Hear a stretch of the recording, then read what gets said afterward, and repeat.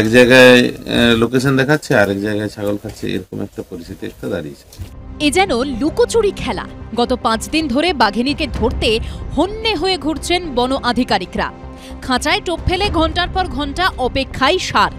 আশপাশ দিয়ে ঘুরে গেলেও ধরা দেয়নি বাঘিনী।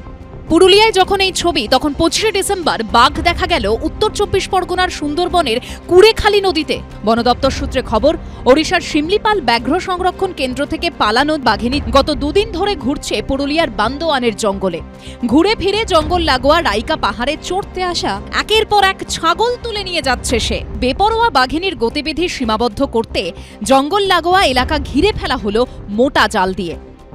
অনেক খেয়েছে, আমাদের নিয়ে গেছে 2টা, আর একটা পাওয়া যায় না। ভয় লাগবে না, ভয় তো দমে লাগছে। একই শীতকাল, তার উপর বাঘের ভয়। দিনের আলো কমে আসতেই রীতিমতো আতঙ্কে গুটিয়ে যাচ্ছে বান্দোয়ানের রাহামদা গ্রামের বাসিন্দারা। জাল দিয়ে লাগোয়া গ্রামের সীমানা ঘিরে ফেলা হলেও বাঘিনীর ভয়ে ঘুম উড়েছে তাদের। ঘিরে দেওয়া হয়েছে, ঘেরার ওই শেষ মুড়িতে ওই নেমেছে বাঘ। জল খেয়ে এরপর কনটা দিয়ে উঠেছে, ওটা দেখা যায়নি, কিন্তু ওইখানে ওই পায়ের ওই দাগটা দেখা যাচ্ছে। ভয় লাগছে আমাদের যে আমরা এদিকে যাব কি ওদিকে যাব, কোনো কিছু করার বুঝতে পারছি না। কিন্তু কেন নাগাল পাওয়া যাচ্ছে না পলাতক বাঘিনীর? বন দপ্তর সূত্রে দাবি, বাঘিনীর গলায় লাগানো রেডিও কলারের জিপিআরএস টাওয়ারের অভাবে ঠিকমতো কাজ না করায় বিষয়টি জটিল হয়ে যাচ্ছে। বুধবার রাহামদা গ্রামে এসে আতঙ্কিত গ্রামবাসীদের সঙ্গে কথা বলেন স্থানীয় তৃণমূল বিধায়ক। বাঘ যাদের ছাগল টাগল যেগুলো করেছে, ক্ষতি করেছে, আমাদের বন বিভাগ থেকে সেটা সমস্ত আমাদের সরকার তাদের ক্ষতিপূরণ দেওয়ার।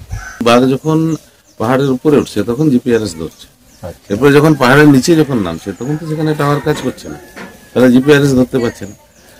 তাহলে ওর যে সঠিক লোকেশনটা কোনখানটায় সেটা তো বোঝা যাচ্ছে না। 3-4 কিলোমিটার ধরে বিচরণ করছে। বন দপ্তর সূত্রে খবর, বড়দিনে নিজের অবস্থান পরিবর্তন করে বান্দোয়ানের রাইকা পাহাড় থেকে পাশের ঝাড়ুয়া পাহাড় সংলগ্ন জঙ্গলে গেছে বাঘিনী। অন্যদিকে এদিন সুন্দরবনে কুড়েখালী নদী থেকে বাঘকে সাঁতরে উঠে জঙ্গলে ঢুকে পড়ার ছবি ভাইরাল হয়েছে। হংসরাজ সিংহ ও সমীরণ পালের রিপোর্ট, এবিপি আনন্দ, পুরুলিয়া।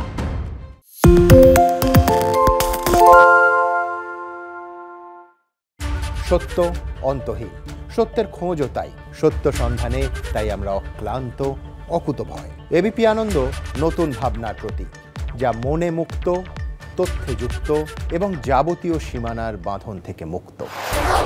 সীমা না শব্দটির মধ্যে লুকিয়ে আছে মানা শব্দটি, যেন চোখ রাঙানি এক অদৃশ্য বেড়াজাল, যা আটকে রাখে আমাদের এক ছোট্ট গণ্ডির মধ্যে। একমাত্র সঠিক খবরই গড়ে তুলবে এক মুক্ত সমাজ। সেই জগৎ গড়ার লক্ষ্যে কোনো সীমানার ঠুকুটি আমরা মানব না। এবিপি আনন্দ এগিয়ে থাকে, এগিয়ে রাখে।